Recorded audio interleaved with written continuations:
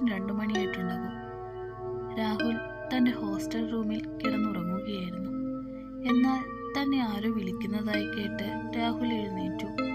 പക്ഷേ ആരും ഉണ്ടായിരുന്നില്ല. അവൻ വീണ്ടും വിളിക്കുന്നത് കേട്ടു. 2 തവണയും ഇങ്ങനെ തന്നെ സംഭവിച്ചു. അവൻ നോക്കിയെങ്കിലും ആരെയും കണ്ടില്ല.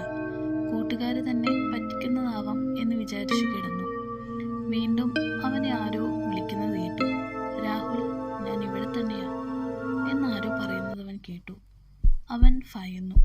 അതവൻ്റെ റൂമിൽ നിന്ന് തന്നെയാണ്. അവൻ നോക്കിയതും അലമാരയുടെ അടുത്ത് ഒരു രൂപം.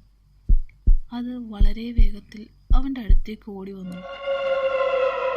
ആരോ വാതിൽ മുട്ടുന്ന ശബ്ദം കേട്ടാണ് പിന്നെ രാഹുൽ കണ്ണു തുറന്നത്. ഇപ്പോഴും അത് സ്വപ്നമാണോ യാഥാർത്ഥ്യമാണോ എന്ന് അറിയില്ല.